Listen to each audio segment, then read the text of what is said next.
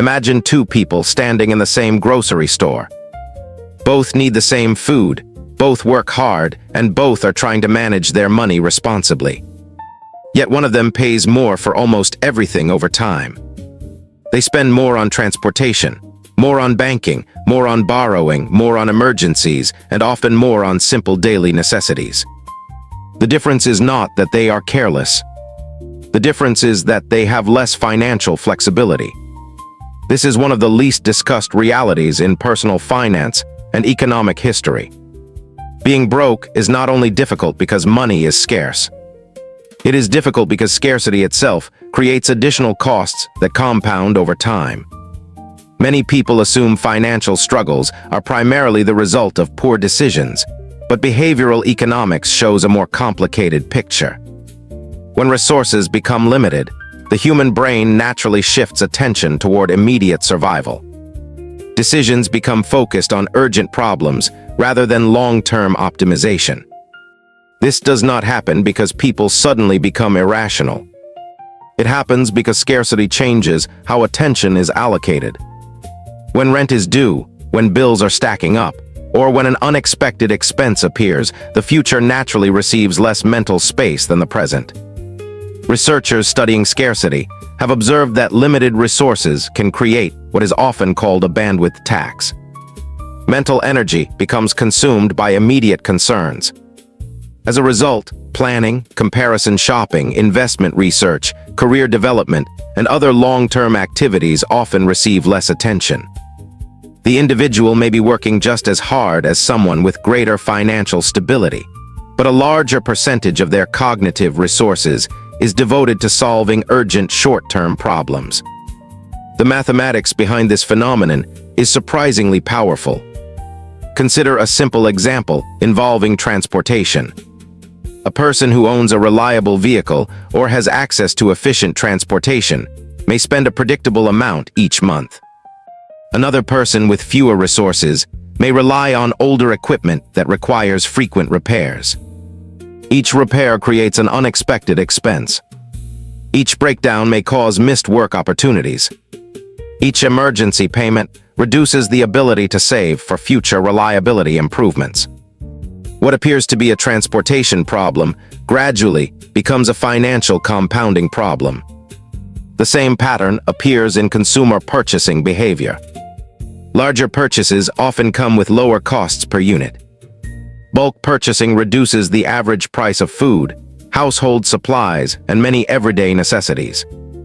However, buying in bulk requires available cash.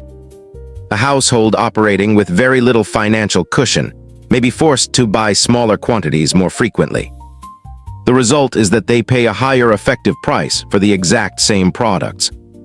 Over months and years, these differences accumulate into substantial amounts.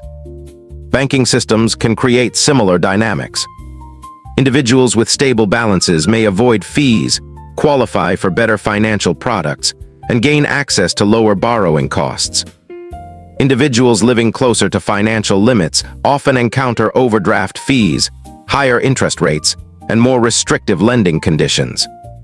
Ironically, the people with the least available money frequently face the highest costs for accessing money. This creates a feedback loop that can be difficult to escape. Credit provides another powerful example. Imagine two individuals facing the same emergency expense. One has savings available and pays immediately. The other must borrow. The borrowed amount may seem manageable at first, but interest charges transform a single expense into a larger future obligation. The original emergency disappears, yet the financial consequences remain. Future income becomes partially committed to resolving past problems rather than building future opportunities. From a mathematical perspective, wealth and debt often operate as mirror images.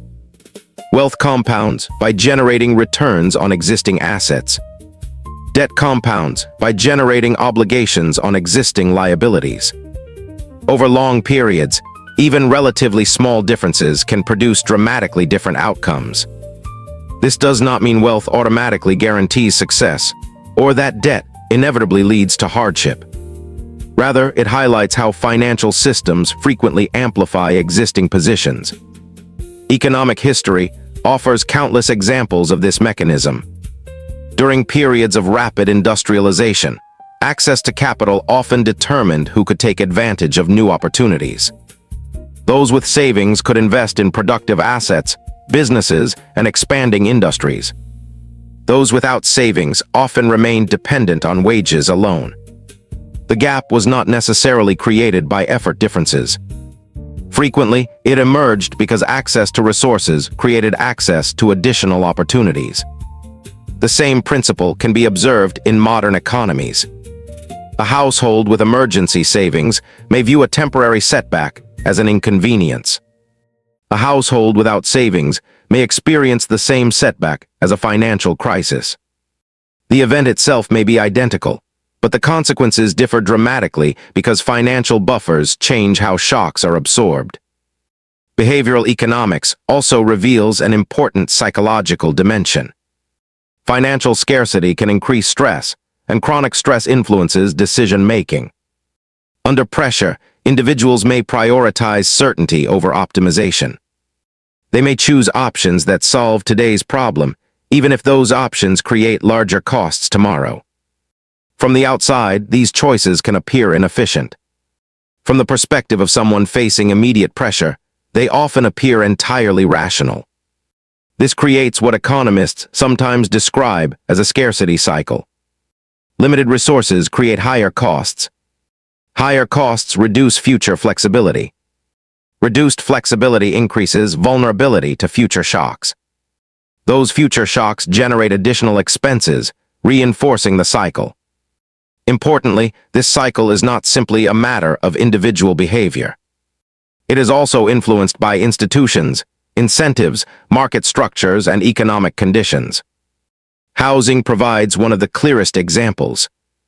Individuals with stronger financial positions often gain access to more favorable financing terms and greater housing stability. Individuals with fewer resources may face higher relative costs, less flexibility, and greater exposure to rent increases or relocation expenses. Housing is not merely a monthly payment. It influences transportation, employment opportunities, education access, and overall financial resilience. The hidden cost spiral becomes especially visible when viewed across decades rather than months. Small financial disadvantages rarely remain small. An extra fee here, a higher interest rate there, a missed opportunity somewhere else, and gradually the cumulative effect becomes meaningful. The same mathematics that makes compound growth powerful for investors can make recurring costs powerful for everyone else. Understanding this dynamic does not require pessimism. In fact, recognizing the existence of hidden costs can improve financial awareness. Many discussions about money focus entirely on income, yet income is only one piece of a larger system. Financial stability is also influenced by liquidity, resilience, flexibility, and the ability to absorb unexpected events without major disruption.